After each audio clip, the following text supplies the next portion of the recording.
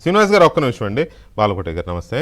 బాలకోట గారు, మీరు ఈ కేఎన్ఆర్ గురించి వినే ఉంటారు కదా. జగన్మోహన్ రెడ్డి ముఖ్యమంత్రిగా ఉన్నప్పుడు నేను బాగానే విన్నాను, ఎందుకంటే నేను కూడా అక్కడ కొన్నాళ్ళు ఉన్నాను కాబట్టి ఐడియా ఉంది. సో ఆ కేఎన్ఆర్ కేవలం అక్కడ జగన్మోహన్ రెడ్డి గారి అపాయింట్మెంట్లో అవే చూస్తాడు అనుకున్నా, కానీ ఇంత పిక్చర్ ఉందని ఇప్పుడు తెలుస్తుంది. మనకేం తెలుసు, అప్పుడు ఎవరు ఊహించలా. కానీ ఆ పిక్చరు చాలా పెద్దగా ఉంది.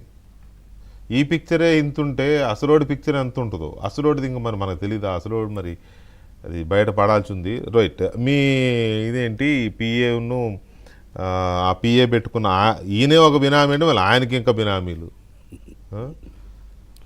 వెంకటేష్ గారు నమస్తే. పట్టాభి గారికి, డివి శ్రీనివాస్ గారికి, సోదరుడు రామకృష్ణ గారికి, మీకు ఏబిఎన్ వీక్షకులకు నమస్కారాలు. శ్రీశ్రీ అంటాడు, బానిసకొక బానిసకొక బానిస అని. ఇక్కడ గుమస్తాకొక గుమస్తాకొక గుమస్తా. వీరప్పని కథ చదివారా వెంకటకృష్ణ గారు? కర్ణాటక గంధపు చెట్ల స్మగ్లర్. వీరప్పని ఏం చేస్తారంటే ఏనుగు దంతాల కోసం ఏనుగుని వధిస్తాడు, తుపాకీతో కాల్ చేస్తాడు, ఏనుగు చచ్చిపోతుంది. ఆ ఏనుగు 2 దంతాలు తీసుకెళ్ళిపోతాడు. ఇక అడవిలో ఉన్న పులి దగ్గర నుంచి చీమ వరకు ఆ ఏనుగు ఆహారాన్ని తింటా ఉంటాయి. నక్కిరన్ వేణుగోపాలు ఇలానే ఇంటర్వ్యూ చేస్తూ మాట అడుగుతాడు, వీరప్పని ఇలా నువ్వు ఏనుగులను సంహరిస్తున్నావు, అది తప్పు కదా, అది ధర్మం కాదు కదా అని చెప్పేసి అంటే వీరప్పని అంటాడు, నేను అడవిలో ఉన్న సమస్త జీవరాశులకు ఆహారం పెడుతున్నాను, మీరు దంతాలను చూస్తున్నారు తప్ప చీమకి ఏనుగు మాంసం దొరుకుతుందా, కాకికి ఏనుగు మాంసం దొరుకుతుందని ఒక ఫిలాసఫీ చెప్తాడు. అలాగనే జగన్మోహన్ రెడ్డి గారి పరిపాలనలో ఆయన మొత్తం వ్యవస్థల మొత్తం కుదేలు చేసి ఇదిగో ఈ దోపిడీ చర్యలకు పాల్పడితే కసిరెడ్డి రాజిరెడ్డి దగ్గర నుంచి లేదా చెవిరెడ్డి భాస్కర్ రెడ్డి దగ్గర నుంచి కె నాగేశ్వర రెడ్డి వరకు, శంకర్ రెడ్డి వరకు ఇంకా చాలా ఇక లిస్టు చదువుకోవాలి. సమస్త రెడ్లు మొత్తం భుజించితే దొరికిన డబ్బులు. మీకు మాట చెప్తున్నాను, మీరు కేఎన్ నాగేశ్వర రెడ్డి గారు జర్నలిస్టు అని మాట్లాడుతున్నారు. ఇప్పుడు మీరు టీ స్టాల్ పెట్టుకున్నారు, టిఫిన్ సెంటర్ పెట్టుకొని మీరు జర్నలిజం నేర్చుకున్నారు. నేనేం జోక్గా చెప్పలా. వరంగల్ జిల్లా గోవిందరావుపేట విలేజ్కి వెళ్ళి వెంకటకృష్ణ ఏం చేసేవాడు అంటే చెప్తారు, చిన్న టీ కొట్టు, వాళ్ళ అమ్మ ఇడ్లీ వేసేది, వాళ్ళ నాన్న టీ పెట్టేవాడు, అతను గ్లాసులు కడిగేవాడు అని చెప్తారు. నేనేమి దాచుకోవట్లే, మీరు సరదాగా అంటున్నారేమో. వెంకటకృష్ణ గారు, ఇడూరుపాయ ఎస్టేట్లో ముఖ్యమంత్రి రాజశేఖర రెడ్డి గారిని మీరు నడుస్తూ చేసిన ఇంటర్వ్యూ చూసిన ఇంత గడుసుండ జర్నలిస్ట్ ఎవరా అని చెప్పేసి అప్పుడే నేను మిమ్మల్ని ఇన్స్పిరేషన్ తీసుకున్నామని. నేను జర్నలిస్ట్గా టెలిఫోన్ బూత్ నడిపా మా ఊర్లో.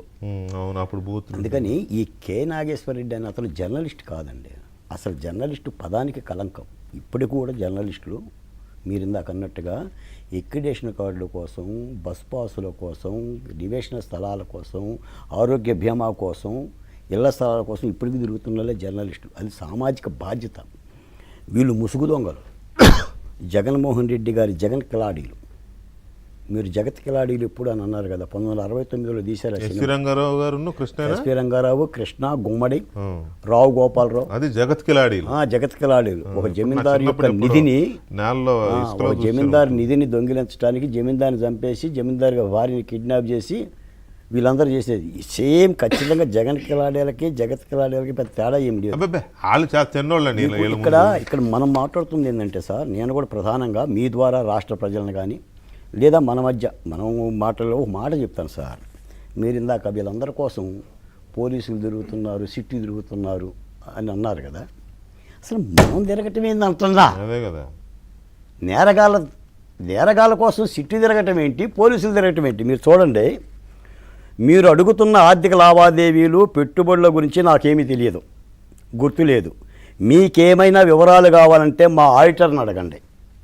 వైకాపా అధినేత జగన్ పిఏ కె నాగేశ్వర రెడ్డి. చిన్న చిన్న వ్యాపారాలు చేసుకునేవాడికి ఆడిటర్, వాడికి ఆడిటర్ అని వాడు ఆడిటర్ని అడగమంటున్నాడు విచారణలో. సాక్షిలో రాసిందేమో చిన్న చిన్న వ్యాపారాలు చేసుకునేవాడని, వాళ్ళేమో ఆ చిన్న చిన్న బడ్డీ కొట్లకు ఒక ఆడిటర్, మళ్ళీ ఆడిటర్ లెక్కలు చూస్తాడు. ఈ సిట్టోళ్ళు పోయి ఆయన బతిమాలుకోవాలన్నమాట. ఇప్పుడు ఆడిటర్ ఏమంటున్నారు అడగ చూడండి, మీరు అడుగుతున్న ఆర్థిక లావాదేవీలు, పెట్టుబడులకు మా క్లయింట్కు ఎలాంటి సంబంధం లేదు. మీ ప్రశ్నలకు ఇప్పటికిప్పుడు సమాధానాలు ఇవ్వలేం, రికార్డులు చూసి చెబుతాం. ఏంటి సార్ ఇది?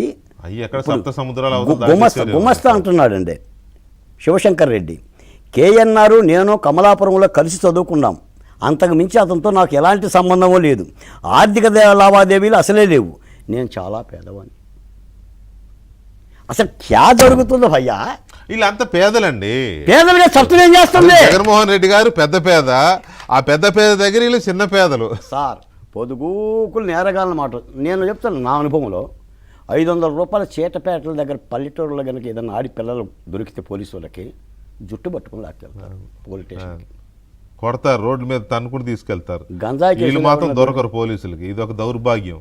ఏంటి ముందే కూడబలుక్కొని మాకేమీ తెలియదు. ఇది కూడా జగన్మోహన్ రెడ్డి గారి ట్రైనింగేనా? అంతే అంతే. ఇప్పుడు పురావస్తు తవ్వకాల్లో గనక అస్థికలు కలేబరాలు గనక బయటపడ్డట్టుగా జగన్మోహన్ రెడ్డి గారి మనం ఇదంతా ముందే చెప్పాం. మనం ప్రభుత్వం రాకముందే ఏమండి, సత్యనపల్లిలో వాహనం కింద ఆయన దళితుడు ఒక ఆయన పడి చచ్చిపోయాడు, సింగయ్య గారు చచ్చిపోయాడా? ఆ వాహనాన్ని దాచింది ఎవరు? పోలీసులు కాదా? ఇదంతే ఉంటుంది.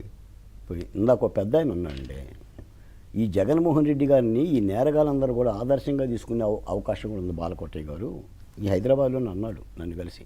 ఎందుకంటే జగన్మోహన్ రెడ్డి గారిని మీరు ఏం చేశారు? చట్టాలు న్యాయస్థానాలు మేము నేరం చేస్తే మాత్రం ఏం చేస్తుంది? ఒక కేస్ స్టడీగా మారిపోయింది ఇది. అంటే మనకు నేను ఇంకో మీ ద్వారా అడుగుతున్నా, ఆస్తులు సరే, అసలు జగన్మోహన్ రెడ్డి గారి పరిపాలనలో జరిగిన అస్థికలు ఎన్ని, మరణాలు ఎన్ని, అది చాలా పెద్ద, ఇది భూముకలు ఎన్ని, చాలా పెద్ద లిస్ట్ అది. మరి అవన్నీ కూడా వెలిగించాలి. అసలు ఈ కేసులో సిట్టు విచారణ జరుగుతున్న తీరు కానీ, ఈడీ విచారణ జరుగుతున్న తీరు కానీ, విచారణని మనమేం తప్పబట్టడంలా. కానీ ఇప్పుడు ఈ కేఎన్ఆర్ అనే జగన్మోహన్ రెడ్డి గారి పిఏని తీసుకొస్తే